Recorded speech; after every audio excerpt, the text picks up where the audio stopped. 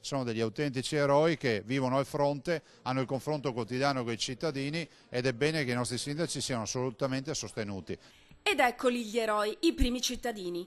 Sono i sindaci trevigiani e oggi sono arrivati dal governatore Zaia con la loro proposta chiara: le tasse restino sul nostro territorio e sia consentito sforare dal patto di stabilità per interventi sulle scuole.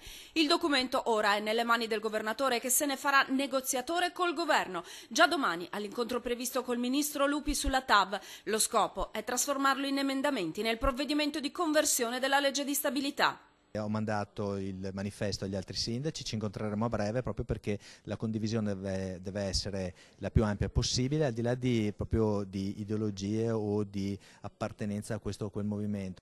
21 miliardi di tasse ogni anno partono dal Veneto alla volta di Roma. Ne torna una percentuale minima, al punto che la spesa corrente annuale pro capite su una media nazionale di 890 euro in Veneto è di 719, nella Marca addirittura di 560.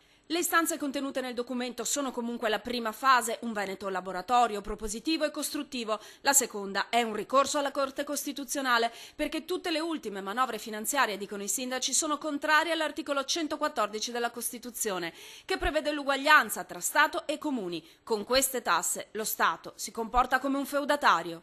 Sempre lo Stato pretende che i comuni diventino gabellieri aggiunti che per finanziarsi dovrebbero aumentare le aliquote di imposte vecchie e nuove, che sono troppo gravose per le nostre imprese e le nostre famiglie. E chiedete ad un sindaco qual è il livello di difficoltà per arrivare col bilancio fino a fine anno. Se la scala dei valori è basso, medio, alto, altissimo, siamo oltre l'altissimo. Stiamo adesso valutando di fare bilancio che teoricamente dovremmo chiudere ad aprile, però non abbiamo ancora delle certezze.